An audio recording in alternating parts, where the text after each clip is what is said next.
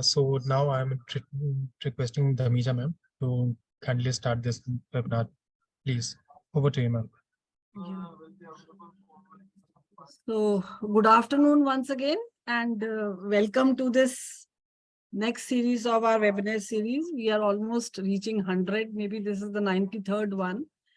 And this is again a celebration as a part of the Azadi ka Amrit Mahotsav, an initiative, which is commemorating 75 years of our independence, the glorious history of our people, our culture, and our achievements. So this Utsav is dedicated to the people of India, who have been instrumental in making us reach where we are today. And of course, from here we are moving forward to a huge economy. And of course, all our achievements in terms of Chandrayaan and the solar mission. So everyone who has contributed, this is a celebration for their achievements and how we are moving forward. The recently conducted G20 was another feather in a cap, which went on very smoothly. And I feel that this will be a big boost to our economy. So we will continue to move forward and of course become much, from the 4th position to maybe to 3rd or 2nd in the coming years as an economic power. So this movement has been celebrated throughout the country in the forms of, there have been many, activities in the form of exhibitions, in the form of seminars, in the form of, awareness or dissemination campaigns. So we in Skill Council decided that we should conduct webinars on different topics. We should interact with different learned, experts, speakers, and we should have a series of talks in all the sectors in which we are working. Like we have been inviting people from renewable energy, solar is the main, biomass is the main, and then of course, waste, water, then the net zero, then of course the carbon markets. So we have had a versatile list of versatile speakers who have interacted with us, and they have really contributed a lot to our knowledge and to our experience. So that way, I'm very thankful to all the speakers, and I'm again thankful to Mr. John, who is going to speak in wastewater today, and he's going to tell us how the circular economy, it can contribute to a circular economy.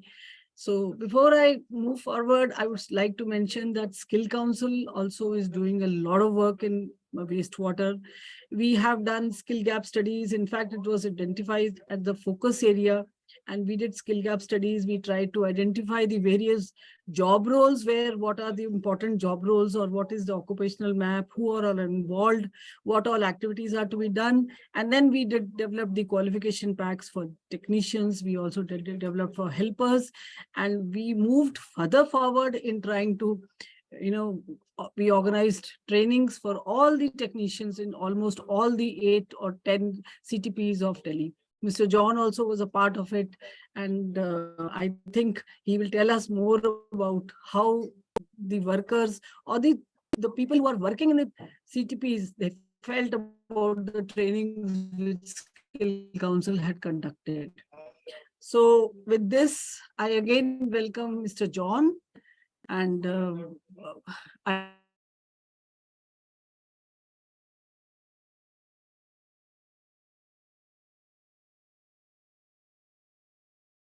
water can be a circular economy, and it can really, reduce the pollution, reduce the water pollution, because this is the main area of concern. Water is one area which we can have a lot of problems if our waters are polluted. And every year we see that the Jamuna is always, frothing. There's a lot of ammonia which comes from the industries. So this has to be reduced. And I think Mr. Thomas is going to tell us how we can, further improve the wastewater, treatments and the pollution part of it. So welcome once again. And now I'll request Mr. Sarvesh to kindly introduce him. And welcome once again, Mr. Thomas. Thank you. Thank you, ma'am. Thank you. Well said, ma'am. There are very few experts in wastewater treatment. So it's my pleasure to introduce Mr. John Thomas. He is director at Alef Eco Consulting LLP and mechanical engineer by education, and more than 30 years of experience in providing comprehensive techno-managerial advisory and capacity strengthening of various national and state level government agencies, regulatory organizations and industries on industrial and urban environmental management solution. He has founded He has founded a strategic sustainability advisory firm in 2015 and a startup firm to add commerce consulting and full service engineering MNCs, Apex Chamber of Commerce and Industry, and with the Government of India. Mr. John was the technical advisor for the state of Uttarakhand and Uttar Pradesh under support of two Ganga Rejuvenation Project supported by GIZ. Ganga Tarang was developed by him as a pilot initiative to support the State Program Management Group for monitoring and contract management of municipal sewage treatment plant. An associated asset under developed under Namami Gange project in Uttarakhand. The success of the same was noticed by National Mission for Clean Ganga, and Mr. John was instrumental in supporting National Mission for Clean Ganga in developing of central monitoring system for the 6th state covering Delhi and the 5 in stem of Holly River Ganga. He is currently engaged in developing business strategies, opportunities for activities associated with Tapi River Basin Management. He has been the national lead for policy advisory on monitoring system for Ministry of Environment, Forest and Climate Change, digital transformation strategy development for the Central Pollution Control Board, and strengthening in the State Industrial Development Authority and Pollution Control Board in establishment of CTPs, Central Effluent Treatment Plants, and the establishment of environmental audit mechanism in industrial states of Bihar and Uttarakhand in India under Indo-German cooperations. So with this short brief, I like to welcome you, sir. Over to you. Thank you. Thank you, Sarvesh. So I think I can share my screen now. Yes, sir, please. Yeah.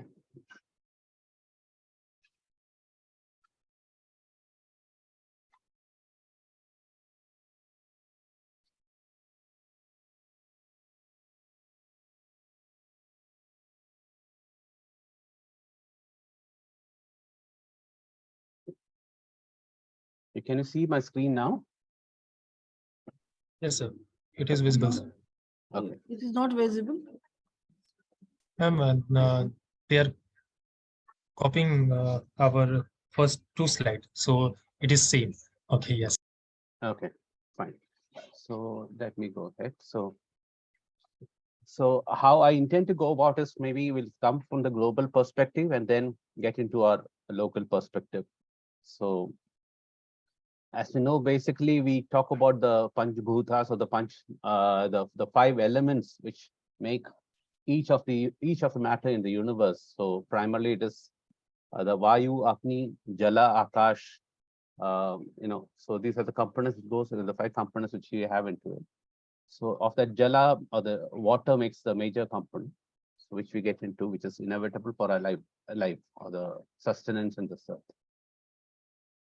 So when we come to water, it's the saying goes, water, water everywhere, not a drop to drink.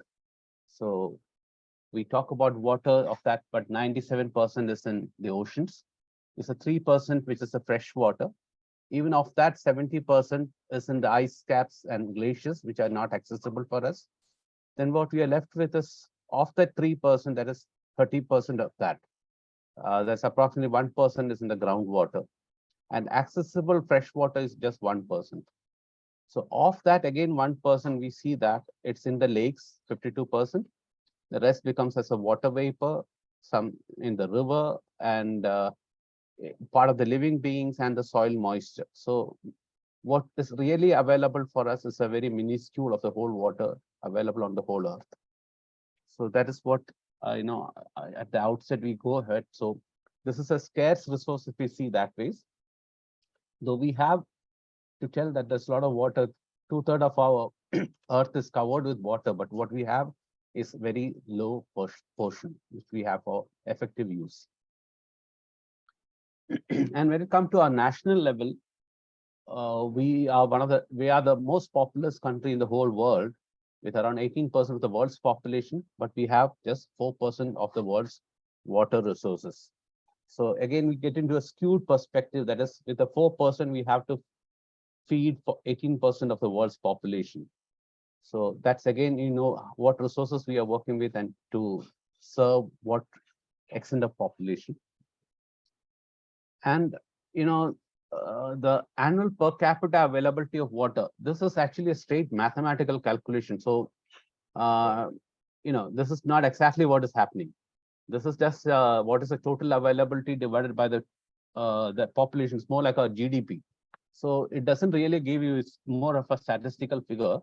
So the situation could be much more worse, because there are places in India where the rainfall is hardly 50 mm in a year, to areas like Cherrapunchi and Monsoon where we have, in meters, the rainfall. So again, how the geospatial spread of this water and the rainfall available and the availability varies across the country.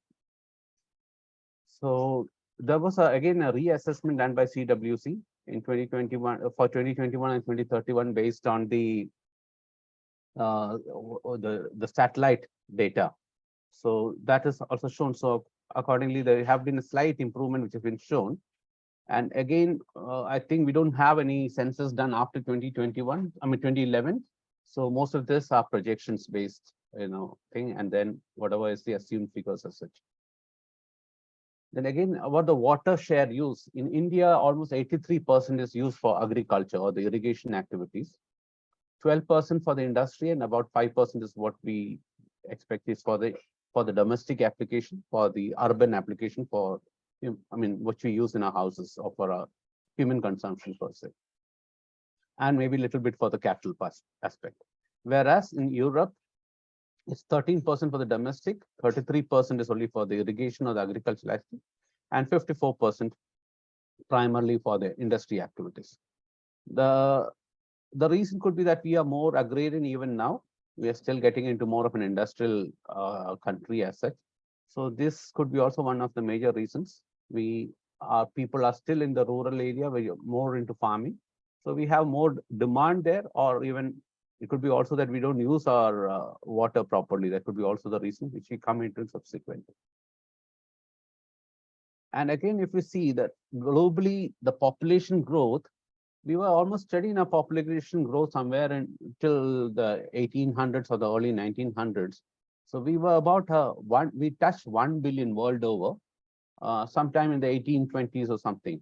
And we see that we are today at 8 billion. So that means in the last 150 to 200 years, we have gone almost eightfold in our the way we have grown, the population have grown across the world. And again, you see this 8 billion is also spread across in few areas, predominantly in Asia. If you see, almost 5 billion is in Asia, and then comes Africa, and some in Europe, Latin America, and North America, and Oceania. So where the spread is, so you have the maximum concentration in these areas. Where because the human density is higher here, naturally the demand or the availability also becomes more skewed.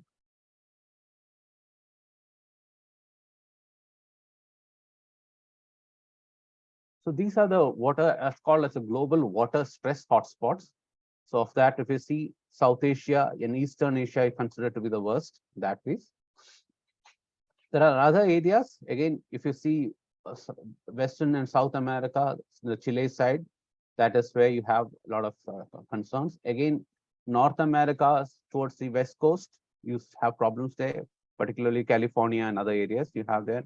Middle East, naturally, you have issues. Then North Africa and some parts of Europe, particularly Spain and other places, also concerns problems. And even Central Asia also have concerns. So there are hotspots where you have, which are considered as hotspots, which is happening. So,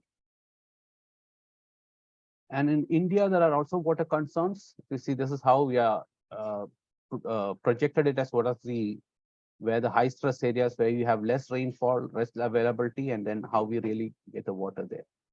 And incidentally, India is one country where we have the maximum groundwater depletion happening from the whole world.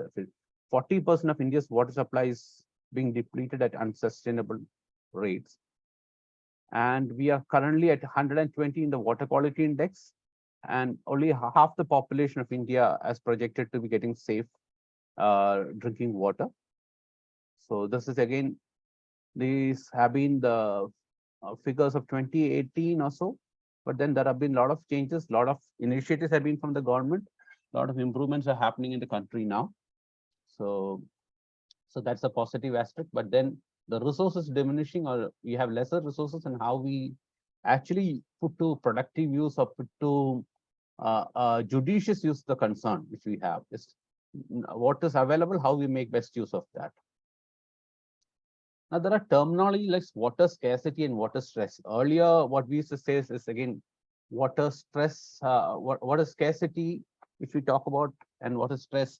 There are two elements which we talk more in a quantitative terms, which has been taken out. Now, earlier when we say that, we used to tell that it's a water stress when it is less than 1700 cubic meter per capita per annum. So now, and if it is less than 1000 cubic meter per capita per annum, it is considered as a water scarce area. So, but those terminologies have been taken out, and it has been become that water scarcity is more of a physical availability aspect, whereas water stress becomes that you have water available, but then whether that water is available to the people in a way they can access it and have of the right quality. And when it comes to the industry, then again, the same thing happens, whether they can have it for sustained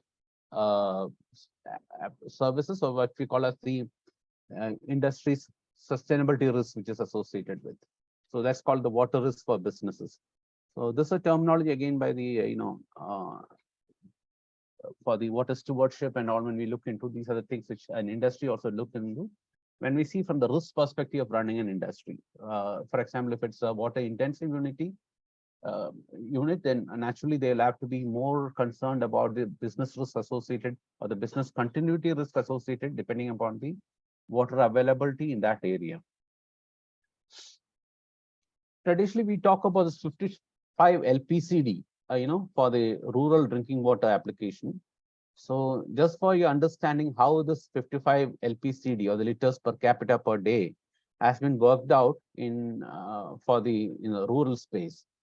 Primarily, if you see actual water consumption, which is being considered is just 3 liters for drinking per person, 5 liters for cooking, and the other is, you see, 15 for. So the other things is basic for cleaning activities, bathing, washing utensils, ablution, then washing of clothes and other aspects. So if you see after 55 liters, which we are allocating, 5 liters is all the actual high quality water is put to use, and the other rest 50 is meant for other cleaning, other applications like that. Now, when it comes to the cities, what happens? It goes to 135 LPCD. This is the norm which the which Mahua and other agencies have prescribed for the urban cities, to be said that this is what to be supplied to the urban cities. And when it comes to the metropolitan cities, they go even to 150 LPCD. So what does this 135 LPCD consist of? Again, you see, drinking and cooking, they put it at 55 LPCD, and the rest is 55 and all those things. So primarily, it's basically we have the centralized STPs and centralized municipal wastewater treatment plants. So where is this water going? Primarily to move the human waste through these pipes to the centralized water station. So see, if this fresh water is being 30 liters of fresh water is using per person to flush the human waste it generates, and along the bathing water to that of the STPs. So whether it's a criminal use of water or it's a right use of water, that's fresh water, that is the question which comes many times. When come to the demand forecasting of water, there could be multiple reasons. Again, it could be the income, the social, cultural aspects, and different aspects come into. So I'm not getting into too much of details. This is more theoretical, which gets into it. And then obviously, which we consider when we predict the demand, water requirements and all someplace, and then work out accordingly.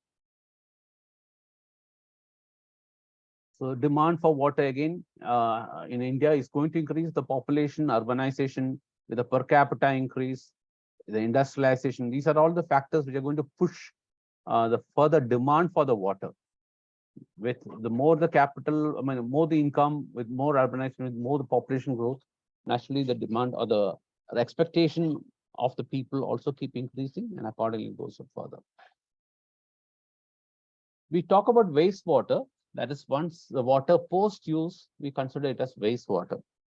But for the nature, it doesn't make any difference. It's water for nature, whether it is, which we call as wastewater, is still water for nature.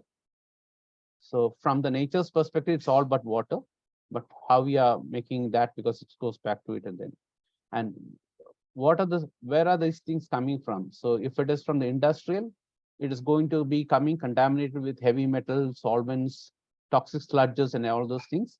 And if it's untreated, all those things end up in our water bodies. If it is sewage, it comes up with all the microbial contamination or other waste which is into it, which we are adding to it, which comes into it. From the agricultural runoffs, it could be laden with a lot of pesticides, fertilizer, manure, even the drug residues can be mostly from the sewage or the human applications. Sediments and saline, these are all coming into the water body. So these are the challenges we have to manage as a, if you're looking to treat that wastewater which is being generated.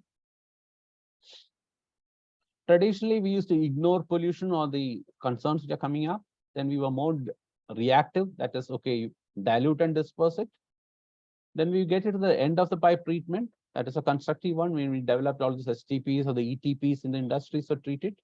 And a proactive more method was into the cleaner production and all those aspects, where we try to reduce or minimize the waste that is being generated, so that we have lesser quantity to manage or lesser to treat.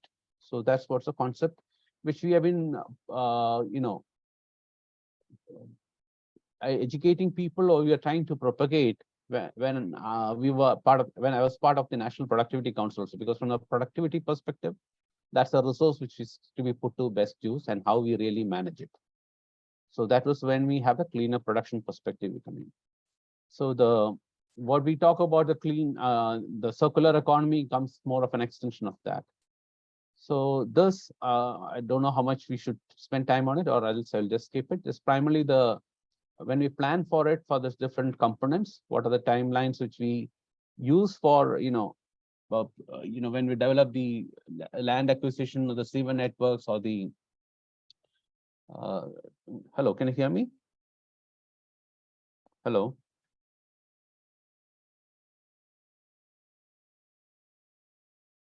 So these are the design periods which are considered when we go for the infrastructure, the sewage related infrastructure.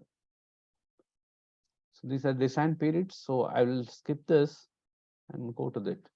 So this was based on a study done by CPCB a few years back about the status of the sewage generation and treatment in this country.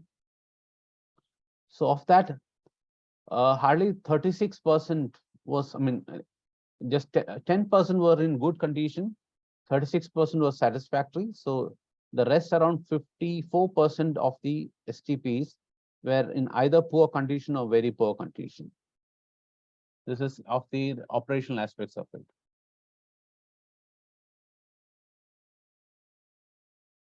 And I think I can skip this. These are primarily from the operation perspective. So we are not getting into the actual treatment aspect today.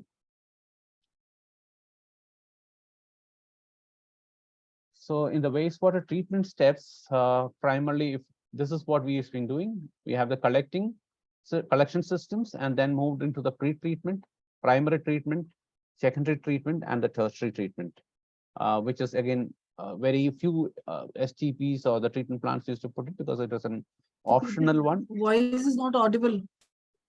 You're not audible? So let me just see. No, it's okay, Mr. John. Am I audible now? Yes, please. Okay. Can you see my screen now? Yes. Okay. So I was just talking about the different steps which are involved in the wastewater treatment, which have been traditionally following in most of the STPs and the ETPs. And the tertiary treatment was more of an optional one, which people used to go in, only the ones who are more proactive used to put up the tertiary treatment systems. So this is what we have been our tradition for whatever be the production processes. We get the resources in the production, distribution, consumption, and the disposal part of it. So basically, it's a concept of take, make, and then waste.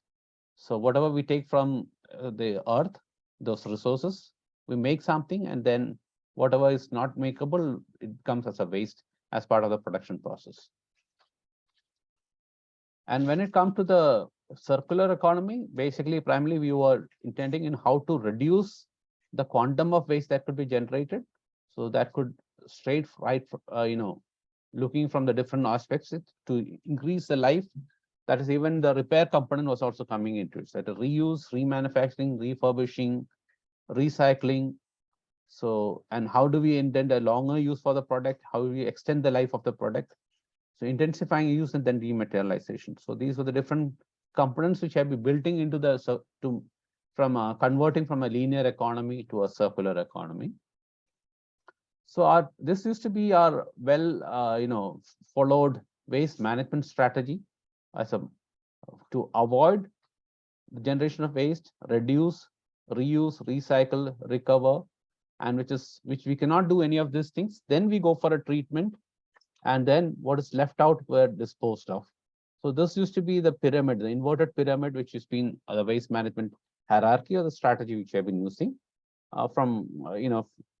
as part of the productivity perspective and other cleaner production aspects. And in fact, this is precisely which is again getting into a when we talk about the circular economy, how to reduce the waste that is being generated. So it could be even reforming. That means even in the design stage itself, we can look into how we can reform or try to avoid many of this hazardous components coming in, or to make it more meaningful design so that to reduce the waste that could be coming in, or to have an extended life of the product per se. So the earlier we had purely the regulatory perspective of the risk and the compliance aspect. Then we moved on to the sustainability focus on cost reduction and eco-efficiency, and the circular focus we are getting more into system level innovation and value creation. So this is from the if you talk from the theoretical perspective which we have to do with. And primarily we are transforming from a throwaway culture to a circular economy. This is imperative. This is primarily a Western concept. As an Indian culture, we have been traditionally very frugal in the way we used to be managing our resources. So, but when we start aping the West, many times we end up getting into a throwaway culture. And so primarily we are again getting back to the old way. We are talking about advising to get back to the older way of a frugal economy or a circular economy, where we don't waste the resources indiscriminately, or try to how to optimize, put them to the optimal use. So this is primarily again the concept how we really recycle, reuse again from the wastewater perspective. So I'll go further and do it. So now I'd like to discuss more on the case studies, where we have various case studies to have a real perspective of how the world is handling it, how the whole water management is handled, or the wastewater and water management together is how it has been managed together across the globe. So Singapore stands as the prime example when we look at it from the international perspective. So this is a concept where the PUB, or the Public Utilities Board of Singapore, which is responsible for the water for the whole city of Singapore, call it as 4 national taps, which they have to provide them the water. So one is to be the imported water. They have an agreement with Malaysia. So the water used to come from the Johor River. So that is the imported water, the water which they are buying from Malaysia to feed the people in Singapore. This was a 99 years contract, which is to be expiring in 2061. So that is which has been constraining them for quite some time. So that was the imported water. The next is the water from local catchment, that is from the rainfall and the storm water which they are catching. So that is the water from the local catchment. Then they have the desalination plants. They have the desalinated water coming in. And then they have the new water. New water is what been talked world over, where Singapore is recovering the water from their wastewater and using it for the industries. And when there are critical times, they're using this new water to be blended along with their drinking water, so the water bodies, and then treated and taken up for drinking and other human consumption applications. So this is called the four national taps by Singapore, or the Singapore PUB has classified it as the 4 national taps. So this is the, from Malaysia, they're getting from the Johor River. So this is the imported water. These are the different catchments which they have it. And the desalination, they have 5 desalination plants from which they are getting the water, the latest one, 2021.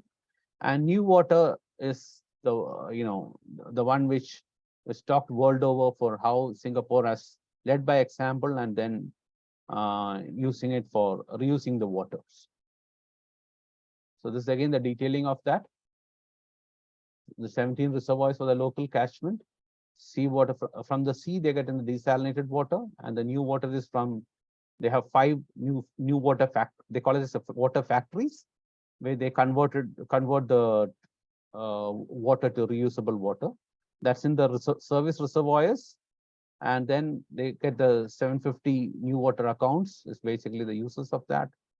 And there are times when this is again sent back to the reclamation, and then, it is blended with the potable water and then again also used at times. So this is the whole water story of Singapore, which they have it. Is get more details if you visit their site, our water story, our water futures of Singapore. And this is where they manage the stormwater and the water from how the stormwater is made from the desalination water, and then the new water. All these things are blended and put in for the human consumption application. So these are the 3 taps which they tap in for using it for the human use.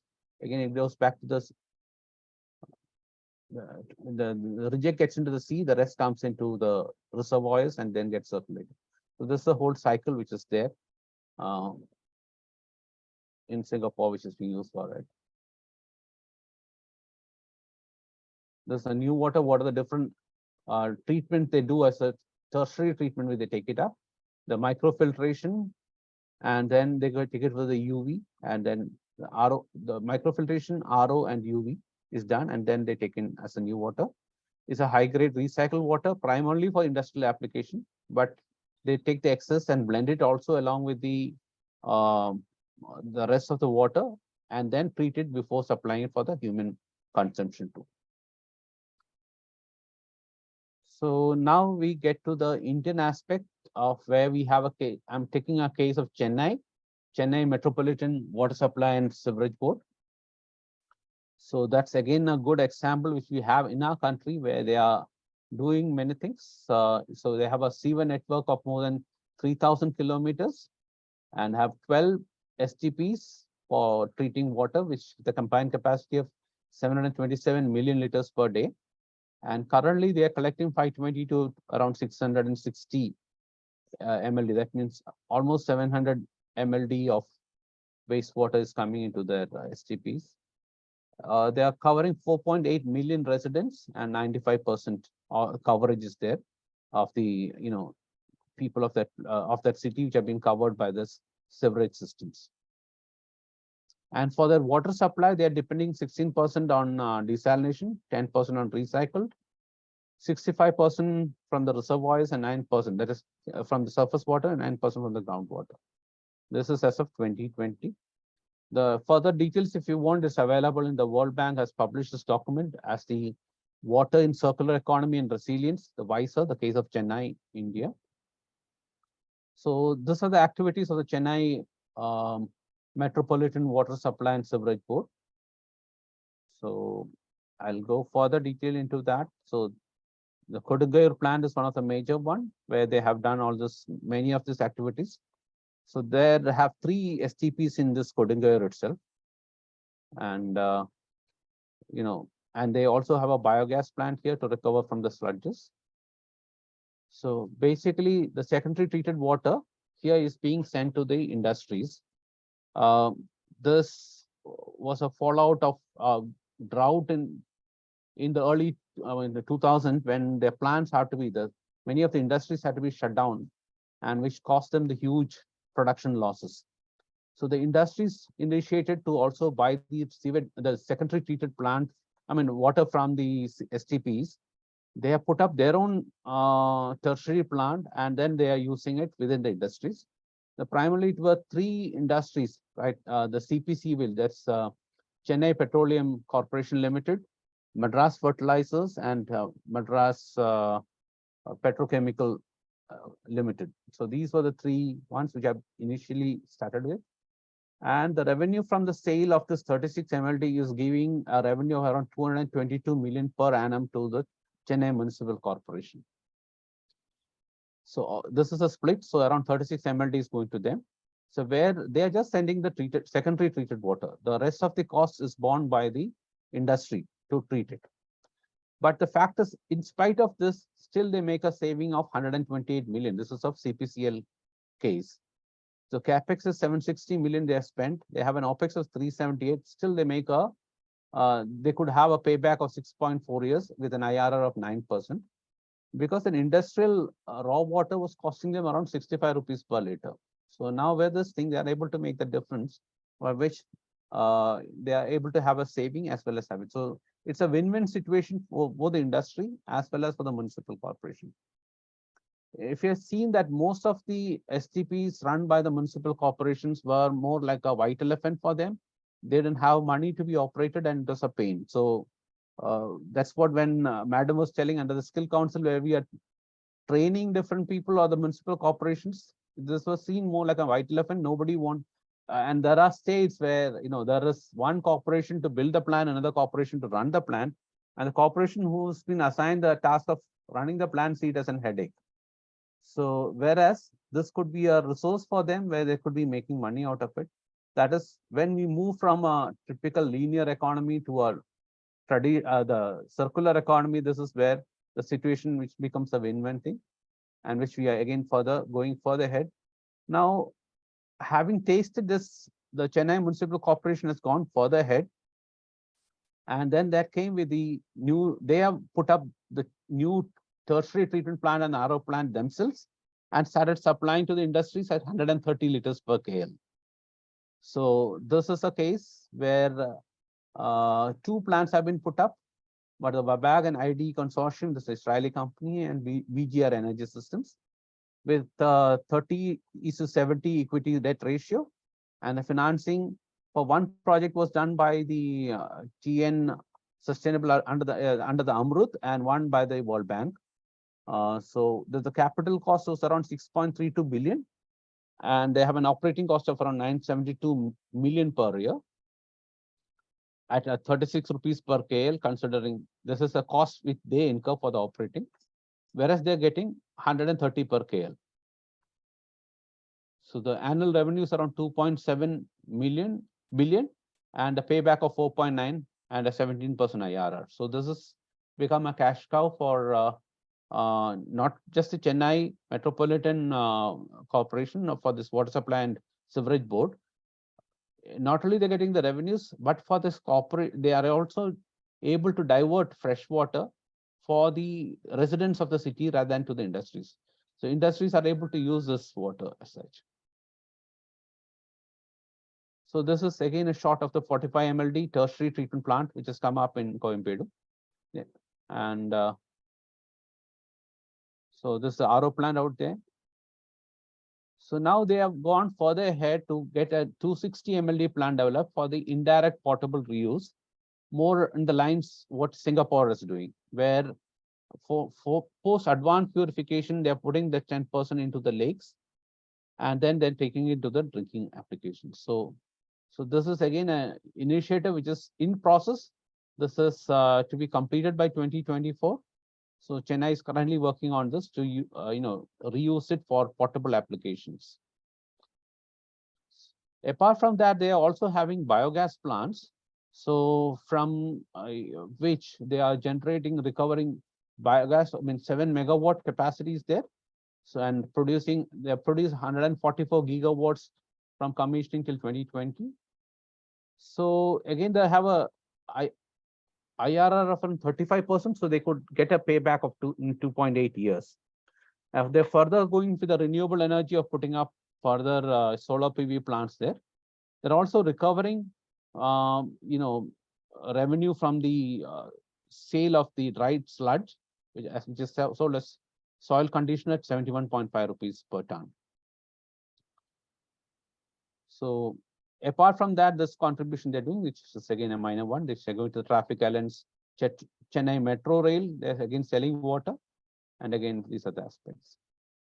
So in short, from this, they're able to recycle and reuse 60 to 75% of cities' wastewater for industrial and indirect potable reuse.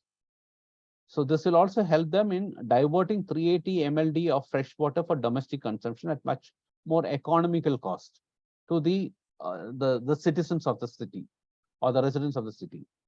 And they're able to get a revenue from the sale of treated water. Again, they could reduce the power cost because they are able to generate their own biogas. And again, solar had to be put into place, but that's also there. And again, also sale from the sewage sludge.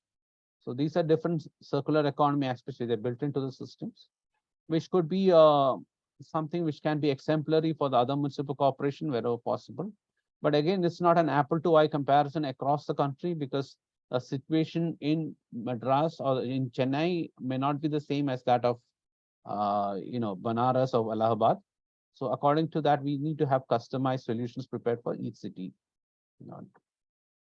And the great old case is that of, again, Surat Municipal Corporation in Gujarat. We have it where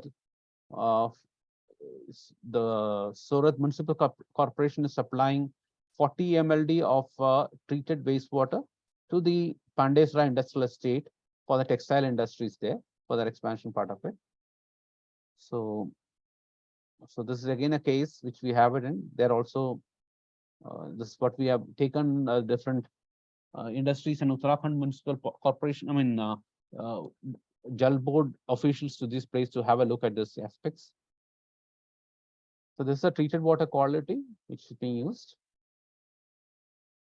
Further, they are coming with a 200 MLD, again, tertiary sewage treatment plant at Asarma. This will be supplying it for the Hazira Industrial Estate. So, so many corporations are right now taking it up further on these lines. Then value recovery from the CTP sludge. This is basically the delegation which we took to Uttarakhand, from Uttarakhand to Gujarat. So where even that industrial, from the CTP, the sludge is being dried using solar thermal process. Solar thermal process basically is using solar heat. They are trying to dry the sludge to 95% consistency, 90+% consistency, as well as they are recovering the waste heat from the blowers and using it for drying the sludge. And then the sludge is coming at 95%, 90+ consistency, which have a calorific value of close to 2500 kilocalories per kg and can be used as an alternate fuel. So which is being promoted as such too. Now coming after having what has been happening, yes, I had to also highlight some of the assets you're building into even in the new projects which are coming up. Now this is something which is being envisaged for Sitarganj industrial area. It's under the Sitkul in Uttarakhand, where how we're getting into an integrated industrial water supply aspect. That is basically a common effluent treatment plant is being built up in phases in 2+3+3 module. And they have to go for 50% reuse or recycling, and 50% can be discharged. That 50% is being blended with the fresh water and then supplied back to the industries. So this is the concept. So it will be again on a DBFOT mode, which will be coming up with a concession period of 30 years. So this is again being talked about. So this is being in the process which worked out. And these are the different inlet norms, discharge norms, and the recycling norms, or what the contractor or the concessionaire should be looking into when they get into it. And these are the norms set up by the Central Groundwater Authority regarding, this is the water quality there, and the NOC as granted by the CGWA talks about the abstraction levels and all those things. So we are thinking about having, rather than operating in multiple silos, having a single entity taking care of the whole water management in a whole industrial estate, which becomes, so that the whole wholesome aspect is looked into. So one great thing which we could say in the process of getting into circular economy is it's a win-win situation, even for the regulator, because when you have an STP, you have to monitor the STP's operation. But when we have a agreement like this, where it has been sold to a buyer, it becomes more sensitive, because a buyer will not buy unless you maintain to that level. So in a way, we're ensuring the treatment happens. So that is a plus point from the regulator perspective too. So, if you see, this is how we put in for the selection criteria, basically on the cost aspect of what will be the charging for the effluent treatment, the industrial grade supply, and the domestic water supply. So that's what's been worked out. So these were the different discussion points go to for the further thing, how we increase the water recycling to more than 70%. Now we also talk about the future. We have the National Green Hydrogen mission also right now in the offing. And there are many things where we have a water linkage to it. When we talk about green hydrogen, we generate green hydrogen from water.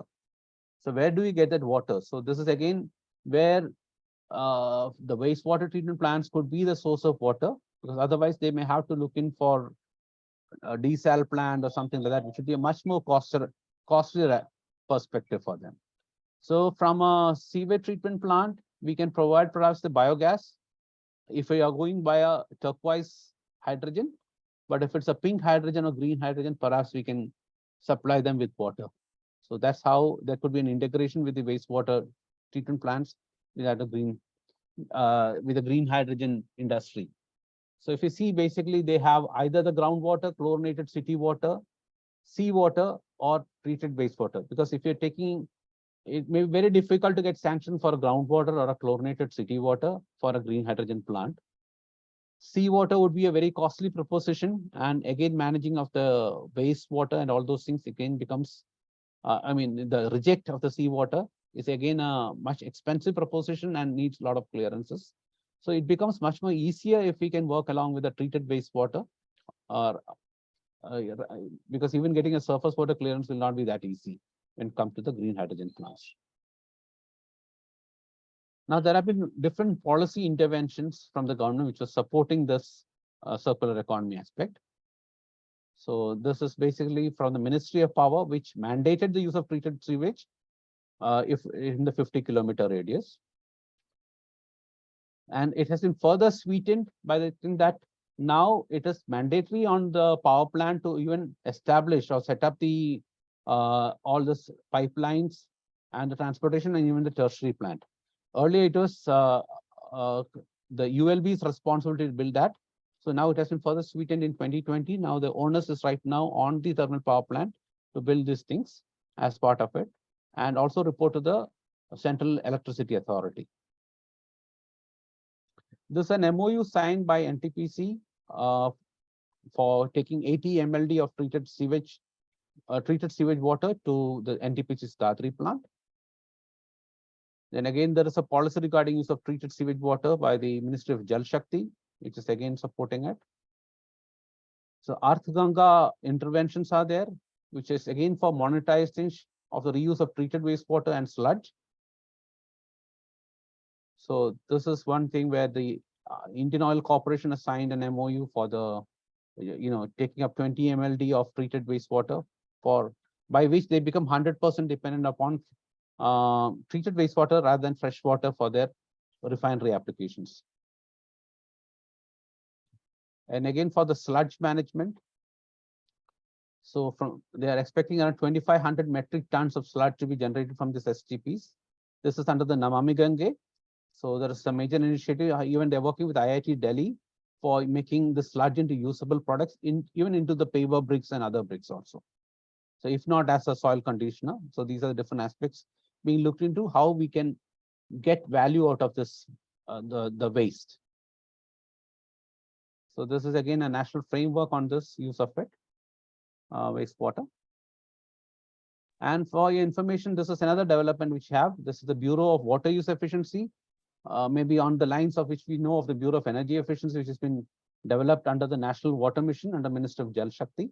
So this PICU is the logo for it, and these are the aspects. And so this is again a mandatory, the labeling aspect, which has been followed by Singapore and Malaysia. Australia. So similar thing could be also coming up. So I would like to stop my presentation now. So this is again the Vision 2047, which has been, the government is putting forth. So that is how we intend to become, because water is a state subject in our country. So how we bring to the partnership between the states and the center with the 5 Ps. That's a political will, public financing, partnership, public participation, persuasion. So I'm now open for questions and answers. Thank you very much, Mr. John.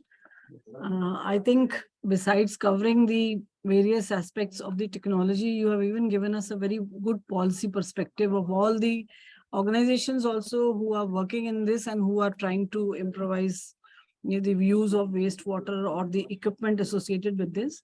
There is one question from Dr. In fact, there are 2 questions from Dr. Srinivas. Okay. He has said something about the losses. Okay. Losses in the, I can just read that question. Just a minute. Distribution losses of water is very heavy. In some cities, it is as high as 40%. What are the solutions? And are there any small, scale solutions for this problem? Local level or area level or household level. So this is what he wants to know. Yeah. Otherwise, he has complimented you for a very good information you have provided, and the coverage is very good. Please. Thank you, ma'am. For what the question Dr. Srinivas has asked, this is primarily related with our water distribution networks. Primarily, these are the pressurized networks which we have. Basically, when we have 24/7 water supply, and when we have it, we had a case in Delhi with even 55% plus was the water distribution losses, which used to, that's called the, they used to call,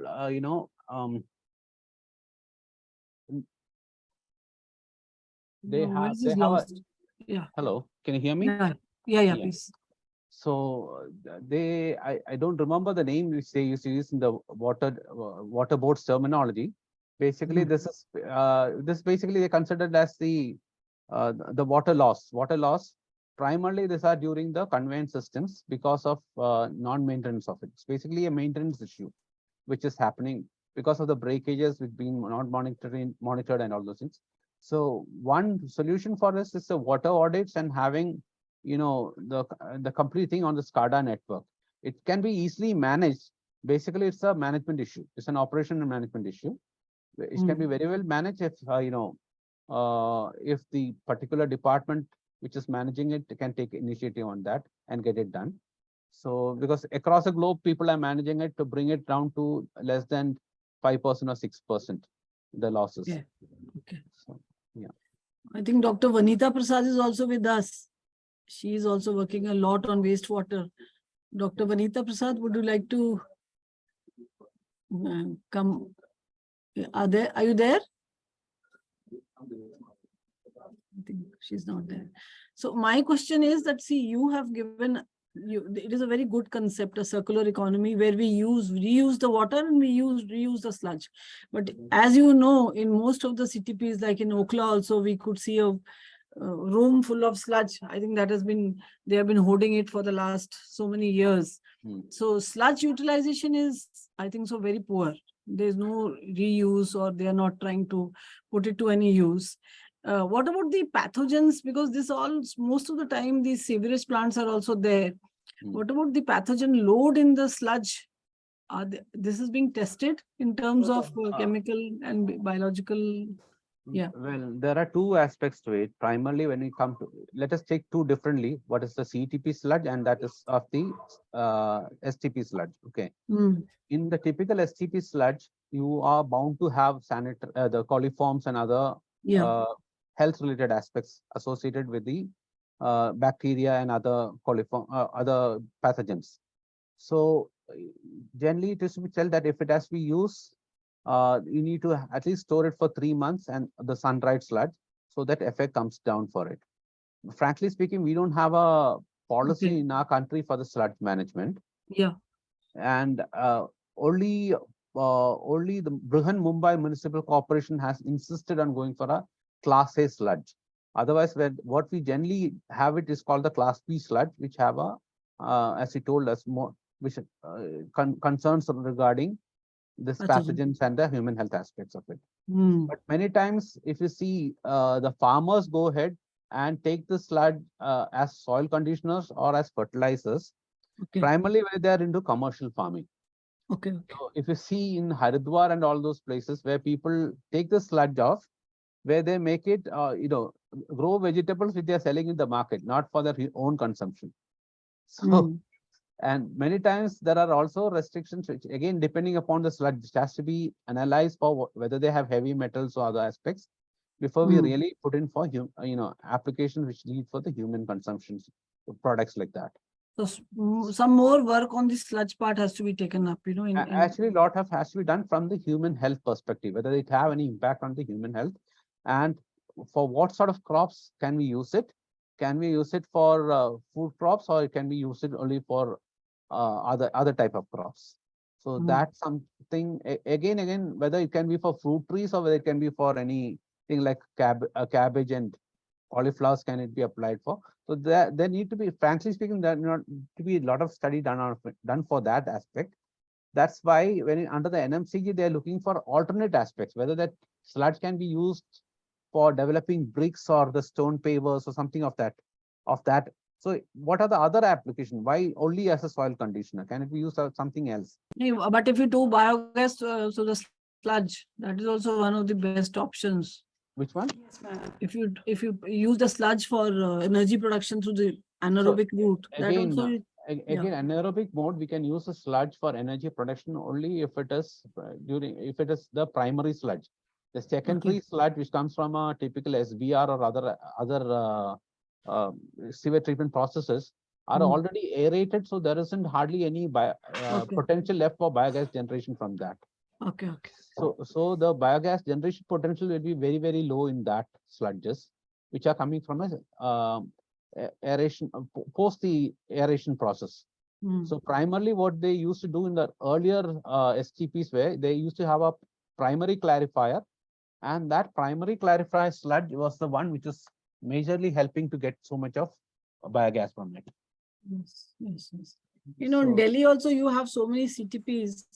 I think Mr. Praful Naik, he has said that his comment is there. Thanks for the excellent information. We also have just a minute. Mr. Naik, if you would like to. Yeah, ma'am. Praveena, ma'am, I want to add something here. Yeah. So I'm Dr. Vanita, and I'm working in wastewater for past 30 years. So as per my understanding, when there are few sewage plants which can treat sewage itself anaerobically. So that is one of the things, but those are not functioning optimally due to unavailability of anaerobic biomass. And that was the main aspect from where I have started working on to solving that issue.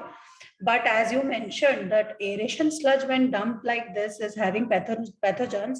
But if it is going to an anaerobic reactor along with the primary sludge, although it will not be contributing too much, but the pathogen will be taken care and then can be used as a soil conditioner. That can be a route, and we are trying to do one of the project right now with the Vadodara municipality to do co-digestion kind of model.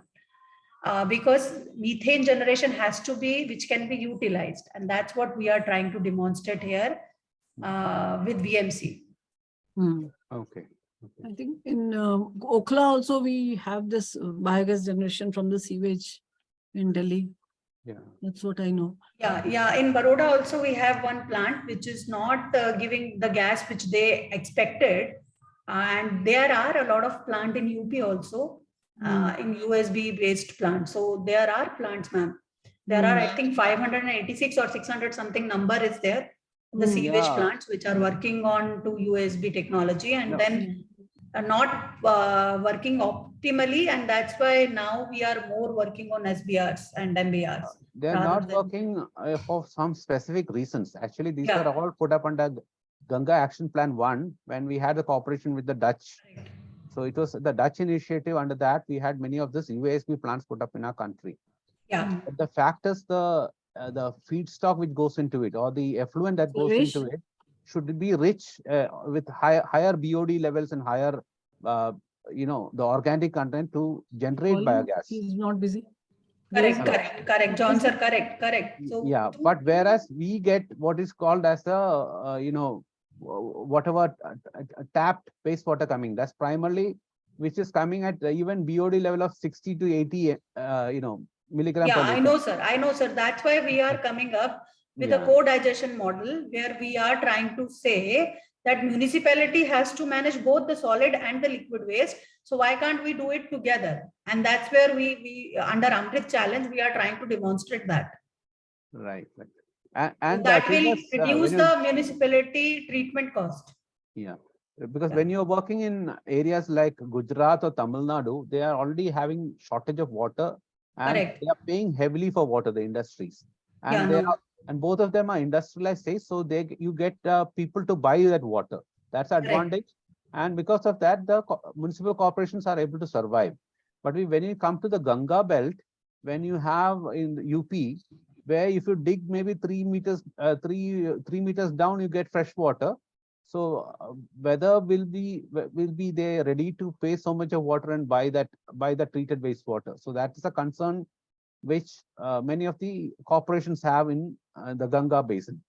So that's when the mandatory policy, why NOIDA is able to sell it is because of the Ministry of Powers policy that if you have a STP in 50-kilometer radius, you mandatorily have to buy that from them.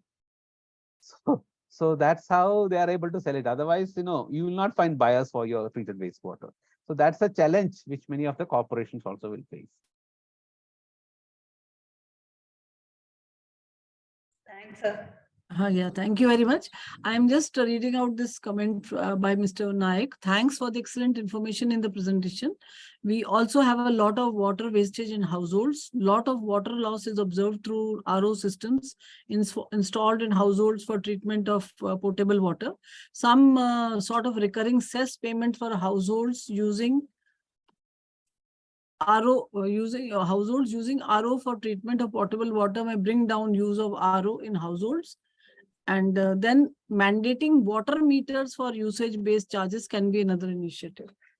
So he suggested some cess for the ROs and of course, water meters, I think so nowadays, so those efficient water meters or smart water meters are being used by, I think so, some of the sewerage. His ideas are interesting, but thing is, why are people not in Europe or other places not using RO at their homes, whereas we are using ROs? Because somewhere we have failed in supplying proper quality water to our people. That's why people have to buy RO systems, right? Look from that perspective. We go about charging them. What are we supplying them as municipal water? Are we supplying drinkable water to people? If you are not, that's when they have to find their own means to put in an RO plant. Yes. And there are also people who are selling RO plant. If I went to Kerala, my home state, and the water quality in the, from the wells are hardly 200, 250 ppm is the TDS level. But the RO sellers want to supply RO there.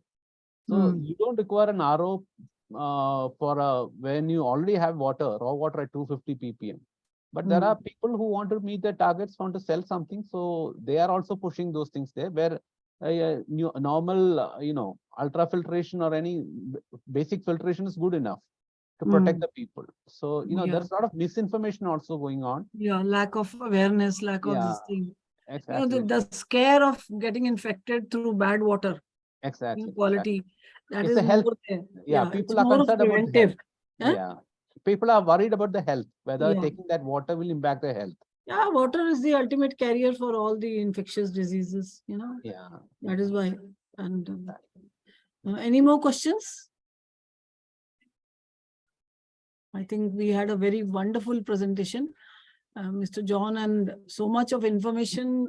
You have suggested some measures from Bureau of Energy Efficiency. They have done so much in electrical equipment and electrical this thing, but more should be done in this sector also.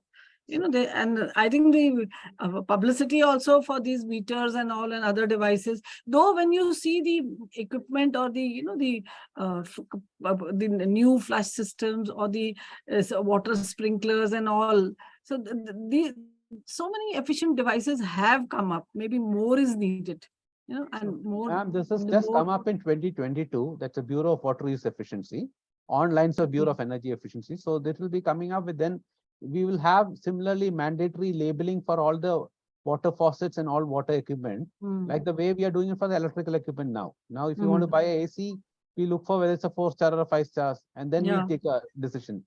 Similarly, you will get similar rated labeled products in the water side also. Water sectors. Yeah. So I don't know. I thought of putting up an RO because, as you say, there's a fear. So I could put up a smart, from Live Pure, I could get a smart RO, that you can monitor on your mobile, everything, every information, it will come on your, it's just like an app. So this sort of a system is also coming. And I just want to share, I'd been to Dubai recently. The water in the plants was from the bottom, not from the spring. They had no sprinklers. Because it will evaporate immediately. Right. So now this is also one efficient way of conserving the water and ensuring that the plants, they get the water. I was thinking why these pipes are there in the bottom of the pots, then I found there was water coming in the morning. So everywhere, saving water, conserving water, and making the best use of water. That is a strategy every country has to adopt, otherwise we will run short of water. We are already having so many problems. This is also another problem which we have to take care. So I want to thank you for a very, very, very illustrative and very vivid presentation. It was wonderful.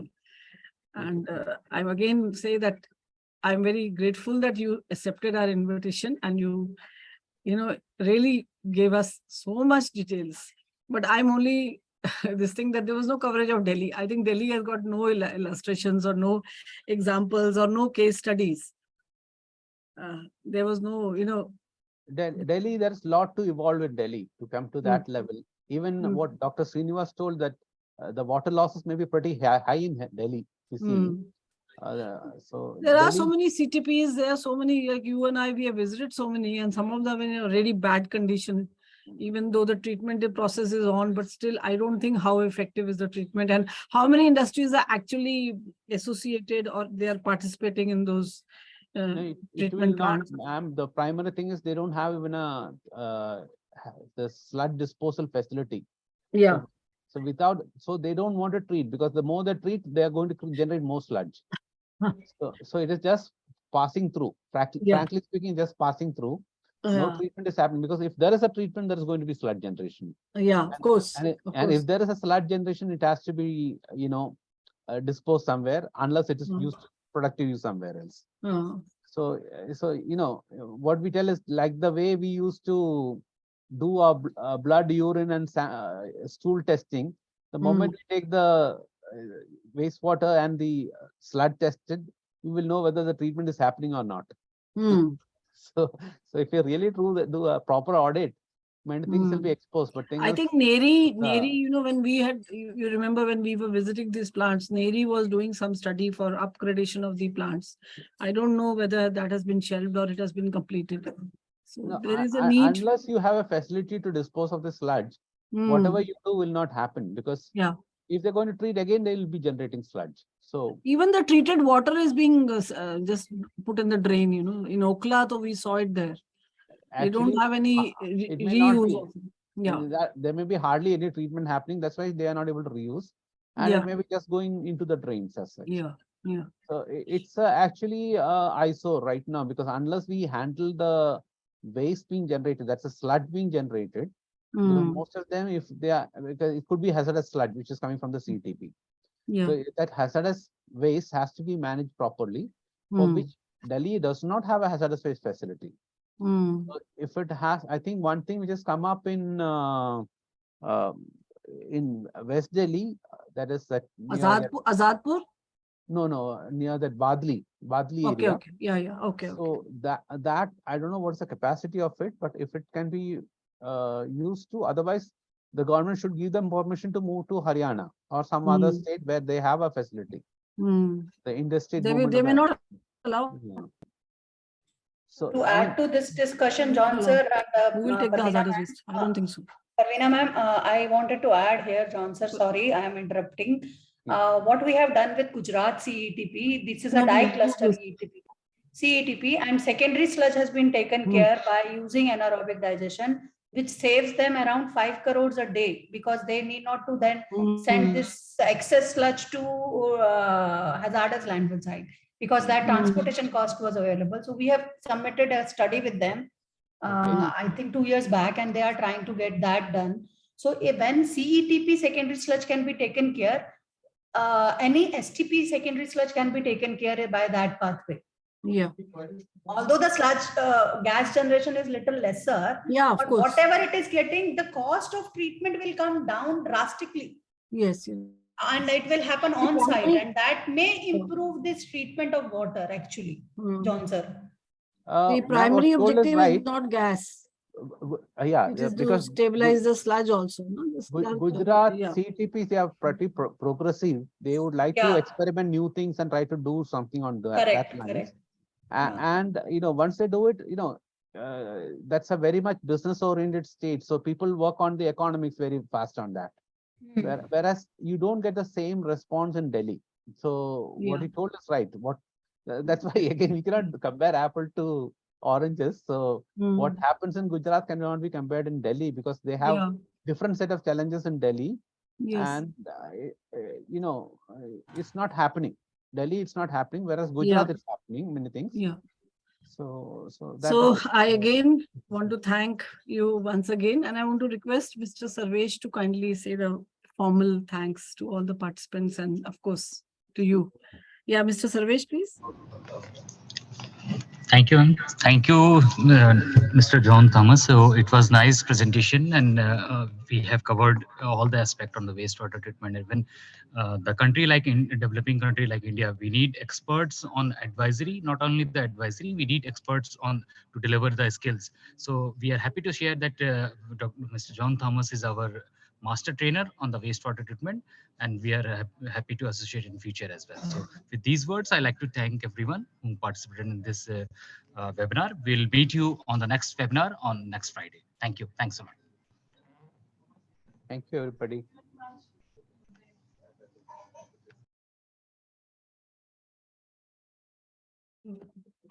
Thank you. Thank you.